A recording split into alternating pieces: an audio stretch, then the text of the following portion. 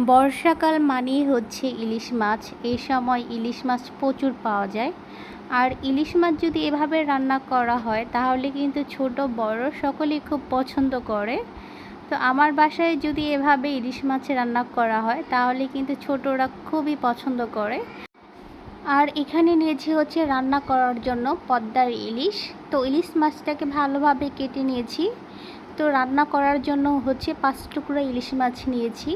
আর এখানে দিচ্ছি হচ্ছে সরিষা বাটা, আমি কালোটা নিয়েছি। আর হচ্ছে দিয়েছি পেঁয়াজ বাটা, আর হচ্ছে গুঁড়া দুধ, আর হচ্ছে পরিমাণ মতো লবণ, আর সামান্য পরিমাণ হলুদ আর মরিচের গুঁড়া, আর দিয়েছি হচ্ছে সামান্য পরিমাণ চিনি, আর অ্যাড করছি হচ্ছে সয়াবিন তেল। এখানে সরিষার তেল দিয়েও রান্না করা যায়, কিন্তু আমার কাছে সয়াবিন তেল দিয়ে রান্না করলে ভালো লাগে, তাই সয়াবিন তেল দিয়ে ব্যবহার করি।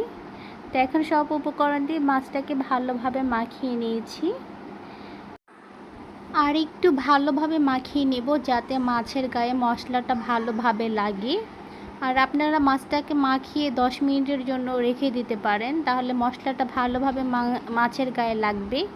তো এখানে দিয়েছি পরিমাণ মতো কাঁচামরিচ।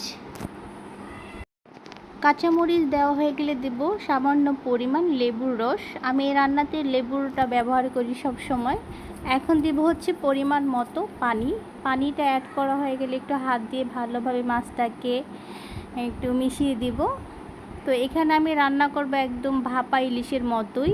এটাকে প্রায় 2 মিনিটের মতো প্রথমে ঢাকা দিয়ে লো আঁচে রান্না করব। 2 মিনিট পর ঢাকনা খুলে একটু মাছটাকে নেড়ে চেড়ে মিশিয়ে দিব। আর এই সময় কিন্তু মাছটাকে একটু আলতো হাতে নাড়তে হবে যাতে মাছটা ভেঙে না যায়। আর একটু নেড়ে চেড়ে মশলাটাকে মিশিয়ে দিব। আবারও কিন্তু ঢাকা দিয়ে রাখবো প্রায় 5 মিনিটের মতো।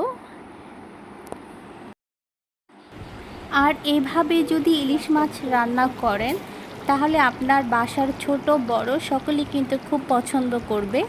আর এইভাবে ইলিশ মাছটা রান্না করলে খেতে খুবই মজা হয়। তো আমার রান্না কিন্তু একদমই শেষ পর্যায়ে। তো আমার রান্না কেমন হয়েছে অবশ্যই একটা কমেন্টস করে জানাবেন। আর আপনারাও এভাবে রান্নাটা বাসায় ট্রাই করবেন, খুবই মজা হয় এভাবে রান্না করলে। তো সবাই আমাকে একটু সাপোর্ট করবেন। সবাই ভালো থাকবেন। আল্লাহ হাফিজ।